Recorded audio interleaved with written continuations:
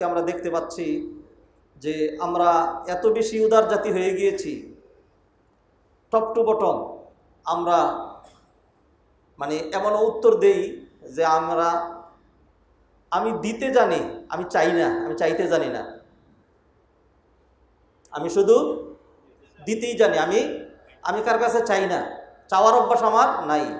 এত বেশি দেই যে জাতি আজীবন আমার কথা মনে করবে যে আমার চেয়ে মুনাফিক, আমার চেয়ে নরপিশাচ, আমার চেয়ে নিকৃষ্ট কোনো মানব জাতি আল্লাহর জমিনে নেই।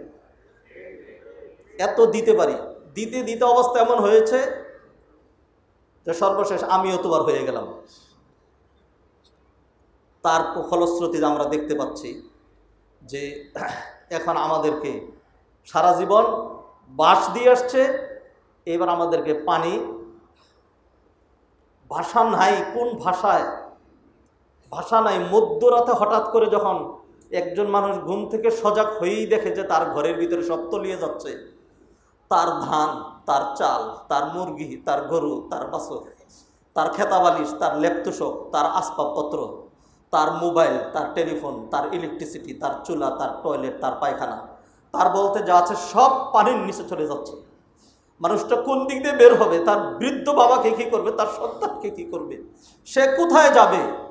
আর এইবারের বন্যার পানি আসে, হালকা পানি থাকে। এরকম 88-র বন্যায় আমি নিজে কত সাঁতার কেটেছি, ও 98-এর বন্যায় নিজেই সেই বন্যা দেখেছি। বন্যায় প্রতিষ্ঠান বন্ধ হয়েছে, বন্যার পানির মধ্যে দিয়ে চলেছি, একটা স্বাভাবিকতা ছিল। কিন্তু অবস্থা এরকম, পানির স্রোত এত যে সেইখানে যে মানুষ স্বাভাবিকভাবে হাঁটবে সেই সুযোগ নাই। গাড়ি সহ, বাড়ি সহ, পশু পক্ষী সহ, মানুষ সহ সব ভাসিয়ে নিয়ে যাচ্ছে। এতই যদি পানি হয়, তাহলে সেই পানিটা যদি স্বাভাবিকভাবে চলতো, সেই পানিটা যদি স্বাভাবিকভাবে, একটা মানুষের মাথার উপরে খেয়াল করবেন, যদি 20 কেজি একটা পাথর আপনি উঠাইয়া দেন আস্তে করে, তাই সে 20 কেজির পাথরটা মাথায় নিতে পারবে। 50 কেজি একটা পাথরও যদি উঠাইয়া দেন তাহলে সেটা নিতে পারবে। কিন্তু যদি 1 কেজি একটা পাথরকে খুব সজোরে তার মাথায় ঢিল মারেন, তাহলে তার মৃত্যু হয়ে যাবে। এই যে পানিগুলো, এই পানিগুলোই এর চেয়ে বেশি পানীয়, এর স্বাভাবিক ধারায় যদি আসতো, তাহলে সেটা তাদেরও ক্ষতি হতো না, আমাদেরও ক্ষতি হতো না। যখনই এটাকে আটকে দিয়ে আল্লাহর রহমতকে যখন গজবে রূপান্তরিত করেছে, তখন তারাও গজবে পড়েছে, আমাদেরকেও গজবে মেরেছে।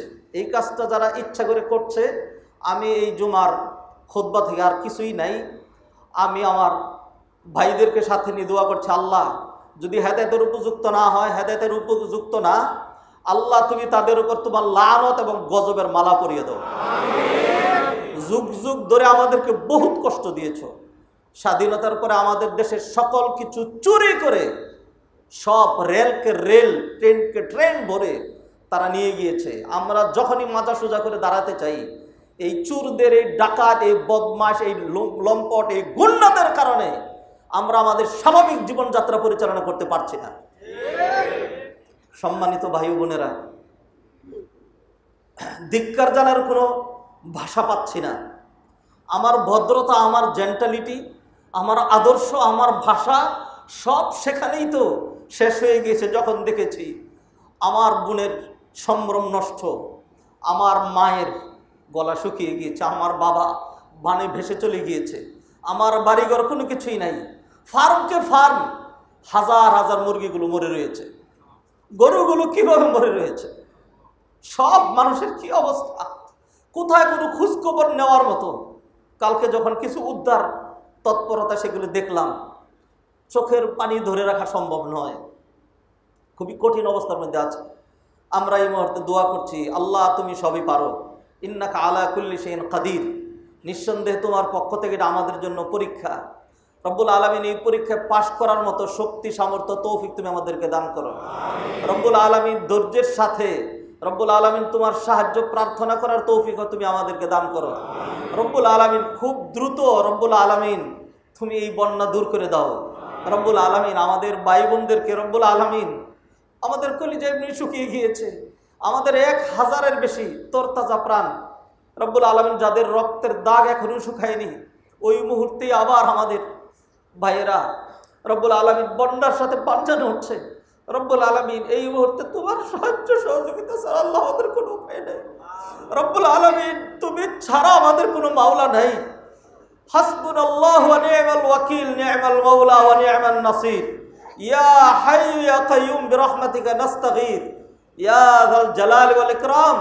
আল্লাহুম্মা রাহমাতাকা নারজু ফালা তাকিলনা ইলা আনফুসিনা তারফাত আইন।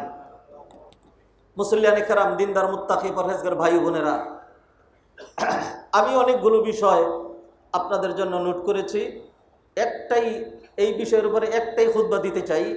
আমরা ইনশাল্লাহ আমাদের মসজিদের উদ্যোগে সরাসরি ইনশাল্লাহ আমরা বন্যার্থদের পাশে দাঁড়াতে চাই। শুধু সালাতের নাম, সিয়ামের নাম, তাহাজ্জুদের নাম, মসজিদ বানানোর নাম, এইগুলোর নাম শুধুমাত্র একটা ব্যাগ দেন, এইগুলোর নাম শুধুমাত্র এবাদত না, আরও এবাদত রয়েছে। আমরা ইনশাল্লাহ প্রতি কাতারে কাতারে আপনাদের সামনে এরকম একটা রঙিন এই অরেঞ্জ কালারের একটা ব্যাগ রেখেছি, এবং সালাতের পরে বাহিরে এরকম অরেঞ্জ কালারের ব্যাগ থাকবে ইনশাল্লাহ। আমরা আজকে থেকে শুরু করছি। আপনারা অনেকেই হয়তো প্রস্তুতি নিয়ে আসেন নাই। 10 টাকা দিবেন, 20 টাকা দিবেন, তবু সব পাবেন। কিন্তু আপনি যদি 10 টাকা 20 টাকা দেন, আপনার বিবেকের কাছে আপনি জিজ্ঞাসিত হবেন। আপনি এই বানবাসীদের সহযোগিতার জন্য, ওই এলাকার লোকজন ফকির না, আপনার কাছে ভিক্ষা চাচ্ছে না, কিন্তু আমার আপনার ইমানি দায়িত্ব হয়ে দাঁড়িয়েছে যে তাদের পাশে দাঁড়ানো। তো সেই জন্য আপনার সর্বোচ্চটা 1,00,000 টাকা দিবেন, 50,000 টাকা দিবেন। আমি ইনশাল্লাহ আল্লাহর জাতের কসম করে বলছি, ইনশাল্লাহ যদি আমি বেঁচে থাকি, আর যদি আমার সেইখানে ইনশাল্লাহ আমি তো থাকবো, আপনার একটা কানাকড়ি সহ, পাই পয়সা সহ আমানতদারিতার সাথে ইনশাল্লাহ বন্যার্থদের কাছে পৌঁছাবে। আরও অনেকেই এই বন্যার্থদের জন্য সাহায্য সহযোগিতা যারা কালেক্ট করছেন, অর্জন করছেন, আপনি যাদেরকে ট্রাস্ট করবেন অনেকেই কাজ করছেন। মাদ্রাসার ছাত্ররা, আলেম ওলামারা অনেক ঝাঁপিয়ে পড়েছেন। আমাদের সেইগুলো আসে না। আমরা দেখেছি যখন মানুষ বিজয়ের সময় শত শত মানুষ চিৎকার করে আল্লাহকে ডাকছে, দোয়া করছে, শুকরিয়া আদায় করছে, সেজদা দিচ্ছে, নামাজ পড়ছে। আমাদের এই চুর মিডিয়াগুলো এইগুলি একটাও প্রচার করে নাই। আর কি তাদের ভিতরে কত মনের কষ্ট। এই বিজয় চেয়েছিলাম, অসভ্য তুই তো বিজয় চাষই নাই। এই বিজয় চেয়েছিলাম। সম্মানিত ভাই বোনেরা, অনেকেই কাজ করছেন, আপনিও সেখানে যাবেন, নিজ হাতে সহযোগিতা সেখানে পৌঁছে দেবেন ইনশাল্লাহ। আমরা আমাদের মসজিদের উদ্যোগে, আমাদের মসজিদের সম্মানিত কমিটি, তারা এই ব্যাপারে সিদ্ধান্ত নিয়েছেন যে শুধু মসজিদ বানানো, শুধু সলাতের পরিবেশ করা, এটা আমাদের মসজিদের কাজ না। এটা সাধারণ অন্য একটা মসজিদের মতো শুধু একটা মসজিদ না, এটা একটা কল্যাণের কেন্দ্র, এটা একটা মার্কাজ, এটা একটা ইসলামিক কমপ্লেক্স। এইখান থেকে আমরা সব রকম ভালো কাজের নেতৃত্ব, সামাজিক সেবা সহ আমরা সব কিছু করব। সেই জন্য এটি আমাদের ইনশাল্লাহ সব থাকবে। যারা আমাদের সহযোগিতা করবেন, আপনারা ইনশাল্লাহ সহযোগিতা করতে পারবেন আমাদের ওয়েবসাইটে ঢুকেও। সেখানে আমাদের বিকাশ এবং অন্যান্য নাম্বারে আমাদের অ্যাকাউন্টে দিলেও আপনি শুধু এটা উল্লেখ করে দিবেন যে আমি এটার জন্য এই টাকাটা দিলাম।